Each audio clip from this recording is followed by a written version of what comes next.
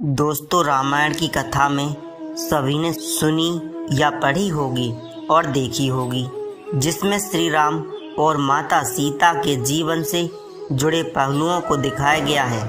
उनमें से एक कहानी में बताया गया है कि कैसे मर्यादा पुरुषोत्तम राम अपनी पत्नी सीता को एक धोबी के बातों में आकर अयोध्या छोड़कर जाने को कह दिया था। हमारे YouTube चैनल पर नए हैं तो चैनल को सब्सक्राइब, लाइक, शेयर जरूर करें। लेकिन क्या आपको पता है, वह धोबी के रूप में जन्मा एक पक्षी था, जिसके सर्प आपकी वजह से ही माता सीता को वन में भटकना पड़ा था। जी हाँ, आपने सही सुना, माता सीता को श्राप मिला था। सीता को किस पाप की सजा मिली जो उन्हें वन वन भटकना पड़ा? मिथिला नगरी में जनक राजवंश राज करता था। उन्हीं में से एक राजा सिराजध्वज थे। एक बार यज्ञ के लिए वह जमीन खोद रहे थे। उसी समय वहाँ एक छोटी सी कन्या निकलती है। इस सुंदर कन्या को देखकर राजा को बहुत खुशी हुई। उन्होंने उस कन्या को अपनी पुत्री बना लिया। उसका नाम सीता रख दिया। एक दिन सीता अपनी सहेलियों के साथ बगीचे में खेल रही थी। वहाँ उन्हें एक तोते का जोड़ा दिखाई दिया जो बहुत ही खूबसूरत था। वे दोनों पक्षी एक पर्वत की चोटी पर बैठकर बातें कर रहे थे। पृथ्वी पर श्री राम नाम से विख्यात एक बड़ी सुंदर राजा होंगे। उनकी महारानी का नाम सीता होगा। श्री राम सीता के साथ कई वर्षों तक राज्य करेंगे। धन्य है वह जानकी देवी, धन्य है वह श्री राम।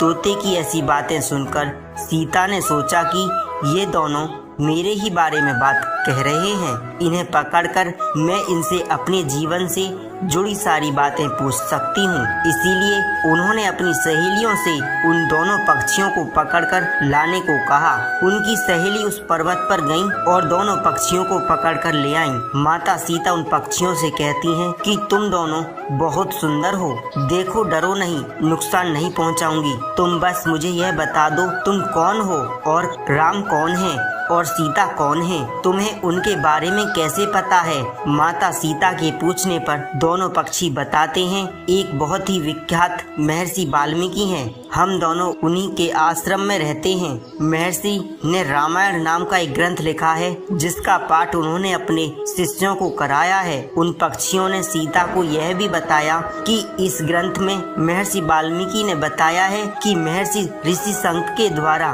किए गए पुत्र यज्ञ प्रसन्न होकर भगवान विष्णु, राम, लक्ष्मण, भरत और शत्रुघ्न मानव शरीर धारण कर पृथ्वी पर जन्म लेंगे। बड़े होने पर श्री राम महर्षि विश्वामित्र अपने छोटे भाई लक्ष्मण के साथ हाथ में धनुष लिए मिथिला जाएंगे और शिव जी के धनुष को तोड़कर सीता से विवाह करेंगे। फिर उस वक्त पक्षी के जोड़े ने कहा, हे सुंदरी, हमने तुम्हें सब कुछ बता दिया, अब हमें छोड़ दो, हम जाना चाहते हैं। पक्षी की बातें सुनकर माता सीता के मन में और भी बातें जानने की इच्छा हुई। उन्होंने उन दोनों से पूछा कि राम कहाँ होंगे, वह किसके पुत्र हैं, कैसे वे मिथिला आकर जानकी से विवाह करेंगे? नर तोता बोला कि श्री रामचंद्र जी का मुख कमल के समान सुंदर नेत्र, बड़े बड़े और खिले हुए नासिका, ऊंची पतली भुजाएं, घुटनों तक गला शंख के समान होगा।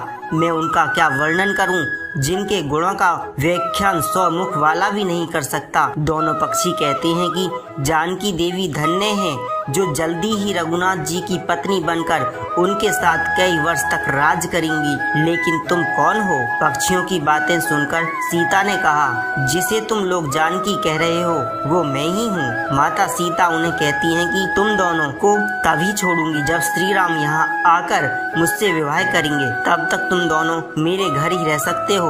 यह सुनकर मादा तोता जानकी से कहता है कि हमें वन के पक्षी हैं, हमें घर में सुख नहीं मिलेगा, मैं गर्भवती हूँ, मुझे जाने दो, मैं अपने स्थान पर जाकर बच्चे पैदा करूंगी, आप चाहें उसके बाद फिर से यहाँ आ जाऊंगी। उसके कहने पर भी सीता जी ने उसे नहीं छोड़ा। तब उसके पति यानी नर तोते ने कहा, सीता मेरी पत्नी को छोड़ दो, वह गर्भवती है, जब यह बच्चों को जन्म दे देगी तब उसे ले मैं फिर तुम्हारे पास आ जाऊंगा। माता सीता ने कहा, तुम आराम से जा सकते हो, लेकिन मुझे यह बहुत पसंद है, तुम घबराओ नहीं, मैं इसकी अच्छे से देखभाल करूंगी। जब सीता ने उस मादा तोते को छोड़ने से मना कर दिया तब वह पक्षी दुखी हो गया। पक्षी दोबारा सीता से निवेदन करता है कि मैं अपनी पत्नी के बिना जिंदा नहीं रह सकता।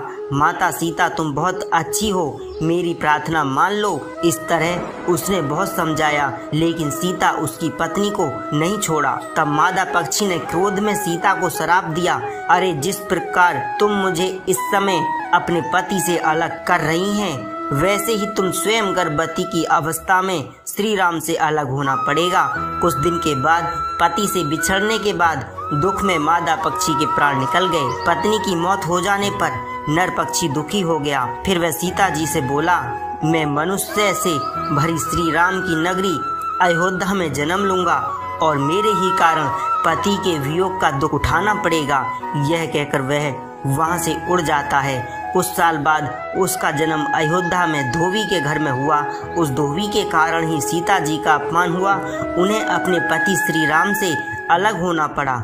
उस तोते का श्राप ही सीता के पति श्री राम जी से पिछड़ने का कारण बना। इसीलिए जब माता सीता गर्भवती थीं तो उन्हें पति से दूर वन में रहना पड़ता है। आपने अक्सर कहते सुना होगा, हमें हमारे कर्मों का फल यही मिलता है। इस कहानी से यह बात सिद्ध होती है कि कर्म से कोई भी नहीं बच सकता, फिर चाहे वह भगवान राम हो या सीता, सभी को अपने कर्मों का फल भोगना पड़ता है। आशा करते हैं कि आपको आज की वीडियो पसंद आई होगी और हमारे YouTube चैनल पर नए हैं तो चैनल को सब्सक्राइब, लाइक, शेयर जरूर करें और बेल आइकन घंटी का बटन दबाएं जिससे कि आपको अगली